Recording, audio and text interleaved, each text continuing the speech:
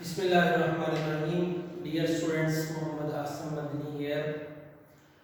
آج ہم آپ کے سامنے 9th کلاس کے جو گرامر کا حصہ ہے اس میں مکالمہ پورشن کو، مکالمہ جز کو ہم ڈسکس کریں گے. آپ کے سامنے دو مکالمے بیان کیے جائیں گے اور مکالمے کے کچھ اصول و ضوابط بیان کیے جائیں گے. تو میں تمام اسٹوڈنٹس کو یہ کہوں گا کہ آپ اپنا رف رجسٹر لے لیں تاکہ آپ بات اچھے سے سمجھیں اور نوٹ بھی کر لیں اور پھر آپ کو اسٹڈی کرنے میں، پڑھنے میں مشکل نہ پیش آئے. تو سب سے پہلے بیٹا ہم بات کرتے ہیں کہ مکالمہ کیا ہوتا ہے. مکالمہ لفظ جو ہے یہ آپ کے سامنے یہاں لکھا ہوا ہے.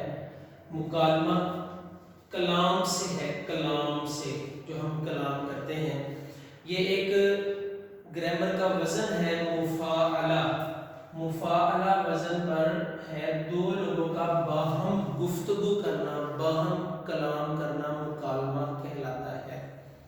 ویسے تو بہت سارے مکالمے گھر میں ہمارے پیرنٹس بیٹھ کر بات کر رہے ہوتے ہیں. کوئی مہمان آتے ہیں تو ہم ان سے بات کرتے ہیں.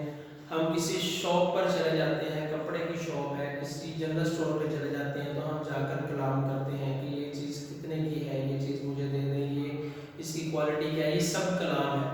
لیکن دو لوگ باتیں کر رہے ہیں، چار لوگ باتیں کر رہے ہیں، یہ سب مکالمہ ہی ہوتا ہے. لیکن ہم نے یہاں پر بات کرنی ہے کچھ نصابی تقاضوں کے مطابق، آپ کے سلیبس کے مطابق، امتحانی نقطۂ نظر سے کس طرح کا مکالمہ ہونا چاہیے اور کون سا مکالمہ آپ کو پورے نمبر دلا سکتا ہے. ہم اس پوائنٹ سے بات کریں گے. تو سب سے پہلے مکالمہ کا میں نے آپ کو بتایا ہے، مکالمہ دو لوگوں کا گفتگو کرنا. یہ وزن جیسے مقابلہ، دو لوگوں کا دوڑ کا مقابلہ، دو لوگوں کا کسی کھیل کا مقابلہ. تو مکالمہ، مقابلہ، مناظرہ لفظ بھی استعمال ہوتا ہے. دو لوگ کسی بات پر، کسی ایک ٹاپک پر بیٹھ کر مناظرہ کرتے ہیں، ڈیبیٹ کرتے ہیں. جیسے کہ میڈیا کے اوپر بھی بہت سارے لوگ بیٹھ کر آپس میں کسی ٹاپک کے اوپر باہمی کلام کر رہے ہوتے ہیں، تو اس کو مکالمہ کہتے ہیں. مکالمہ کیا ہوتا ہے، کیسے ہونا چاہیے مکالمہ سوال و جواب کی صورت میں ہونا چاہیے. جی بھائی آپ کیسے ہیں؟ جی میں الحمدللہ، اللہ کا شکر ٹھیک ہے. یہ آپ کیا کر رہے ہیں؟ یہ مجھے چیز دکھا دیں. یہ اس طرح سوال و جواب کی صورت میں.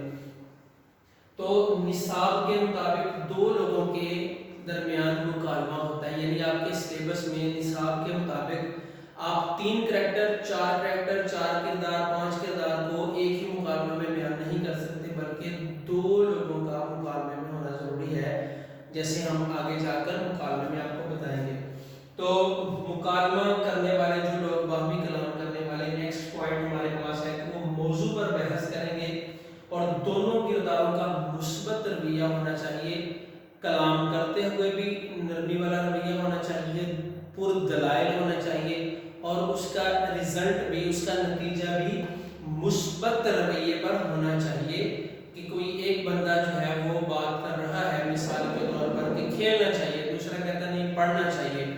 تو اب اینڈ پر اس کا جو رزلٹ نکلے گا، آخر پر جو رزلٹ ہوگا، وہ جو کہتا ہے کھیلنا چاہیے اس کو یہ ماننا پڑے گا کہ نہیں پڑھائی زیادہ ضروری ہے. تو اس طرح ہو سکتا ہے کہ وہ اپنے دلائل دے کر اپنی بات منوا لے، لیکن جو تعلیم کے دلائل ہیں وہ زیادہ پختہ ہو سکتے ہیں. اور اس کا آغاز اور انجام فطری ہونا چاہیے. جیسے فطرت عام روٹین میں ایک بندہ بیٹھا ہوا ہے تو اوپر سے دوسرا جاتا ہے، ہاں جی السلام علیکم جی، کیا کر رہے ہیں جی آپ. اس طرح فطری انداز ہونا چاہیے. نیکسٹ پوائنٹ ہمارے پاس ہے بیٹا، کرداروں کی گفتگو جو ہے یہ شائستہ ہونی چاہیے، نرمی والی ہونی چاہیے اور معلومات درست ہونی چاہیے. معلومات کے اندر بالکل بھی چکے چوکے نہیں ہونے چاہیے، ادھر ادھر کی باتیں وہ فضول چھوڑ رہا ہے، بلکہ درست معلومات کی بیسس پر وہ بات کرے.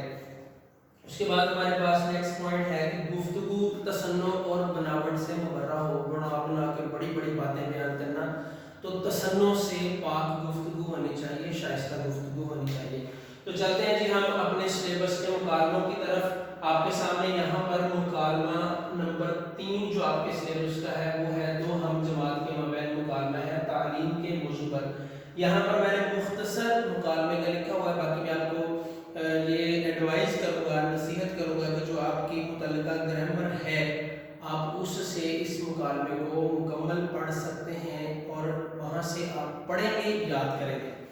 تو سب سے پہلے یہ ٹاپک مارکر کے ساتھ آپ لکھیں گے، یعنی ہم نے مکالمے لکھنے کا بھی طریقہ سیکھنا ہے اور اس کو سمجھنا بھی ہے، پڑھنا بھی ہے۔ تو سب سے پہلے آپ یہاں پر اس طرح دو ہم جماعت کے مابین، مابین کا مطلب ہوتا ہے درمیان میں، آمنے سامنے درمیان میں جو گفتگو ہوتی ہے، مکالمہ تعلیم کے موضوع پر۔ ابتدائی منظرنامہ، ابتدائی منظرنامہ کیا ہوتا ہے؟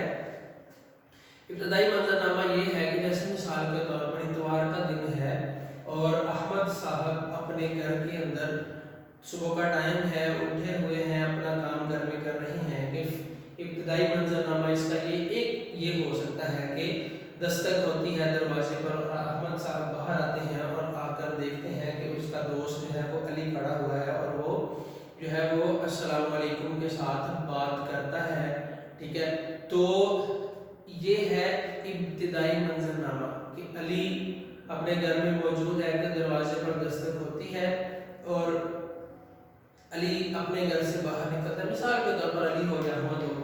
یا دوسرا اس کا ابتدائی منظرنامہ ایسا ہو سکتا ہے کہ احمد بک شاپ کے اوپر کھڑا ہوا ہے، کہیں بک ڈپو کے اوپر کھڑا ہے اور علی اس کو دیکھتا ہے، اس کے پاس آ کر ان دونوں میں گفتگو کا جو ہے وہ آغاز یوں ہوتا ہے، السلام علیکم، اس کے بعد آپ علامت ندائیہ لگائیں گے، وعلیکم السلام، جی احمد بھائی خیریت تو ہے، صبح صبح کیسے آنا ہوا، آگے بات شروع ہو جائے گی، ٹھیک ہے۔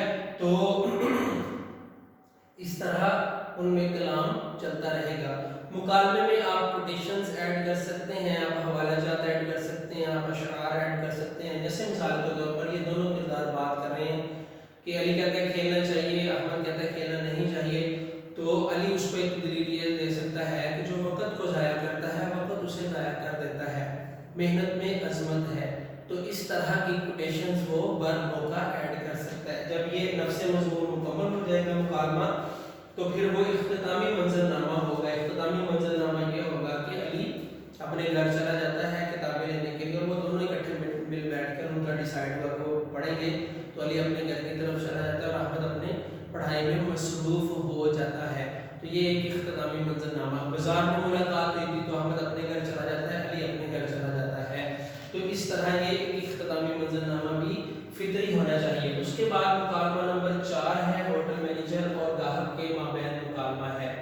تو یہ بھی ابتدائی منظرنامہ فطری ہوگا۔ فطری کیسے ہوگا بیٹا؟ دیکھیں کہ ہوٹل میں، کسی کمپنی میں، کسی ادارے میں ریسیپشن ہوتی ہے، تو مینیجر صاحب اپنے ٹیبل کے اوپر بیٹھے ہوئے ہیں کہ گاہک آتا ہے، ٹھیک ہے، شاہد صاحب شہر کے بڑے خوبصورت ہوٹل میں داخل ہوتے ہیں اور وہاں پر بیٹھے ہوئے مینیجر صاحب سے یوں ہم کلام ہوتے ہیں۔ تو اس طرح یہ ابتدائی منظرنامہ ہوگا۔ خالد صاحب ہیں، شاہد صاحب ہیں، تو السلام علیکم جناب، مینیجر وعلیکم السلام، جی فرمائیے میں آپ کی کیا مدد کر سکتا ہوں؟ تو آگے کہے گا کہ میں ہوٹل میں آیا ہوں، یعنی ہوٹل میں کس کام کے لیے جاتے ہیں؟ کھانا کھانے کے لیے جاتے ہیں یا رہنے کے لیے کمرہ چاہیے ہوتا ہے؟